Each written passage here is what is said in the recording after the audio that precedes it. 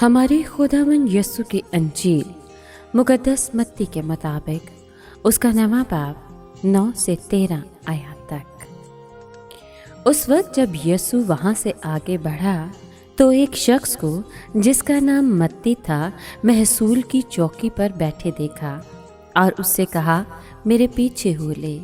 वो उठकर उसके पीछे हो लिया। और जब वो घर में खाना खाने बैठा तो देखो बहुत से मुहस्सिल और गुनहगार आके यीशु और उसके शागिर्दों के साथ खाना खाने बैठे। फरीसियों ने ये देखकर उसके शागिर्दों से कहा, तुम्हारा उस्ताद मुहस्सिलों और गुनहगारों के साथ क्यों खाता है? उसने ये सुनकर कहा कि तंदुरुस्तों को नहीं बल्कि बीमारों को तबीब दरकार है। लेकिन तुम जाकर इसके मायने दरियाफ्त करो कि मैं कुर्बानी नहीं बल्कि रहम पसंद करता हूँ, क्योंकि मैं रास्तबाजों को नहीं बल्कि गुनहगारों को बुलाने आया हूँ। पाक कलाम के पढ़े और सुने जाने पर खुदावंद की बरकत हो, खुदा का शुक्र हो। अज़ीज़ दोस्तों, आज की तलावत में हम मत्ती की बुलाहट और एक बड़ी ज़ियाफ़त के बारे में सुनते हैं। मसीह यीशु को ये मौका फ़राहम किया कि वो अपने मिशन के हकीकी मकसद को खोलकर बयान करे।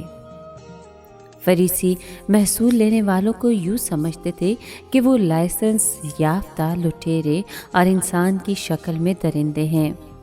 वो ये तालीम देते थे कि लावी जैसे लोगों के लिए निजात की कोई उम्मीद नहीं है।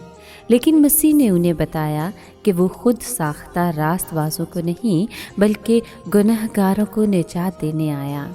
वो जराइम पेशा लोगों और अछूतों को प्यार करता है।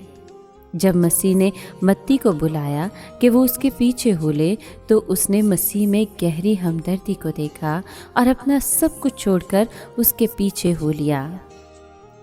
मसीह आजकल भी लोगों को इसी तरह की दावत देता है।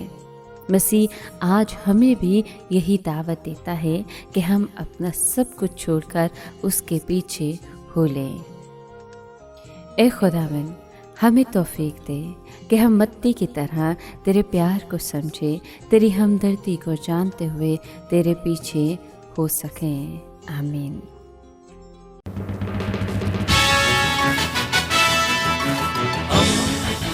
दोस्ती का पैगंबर, रेडियो वेरितास एशिया।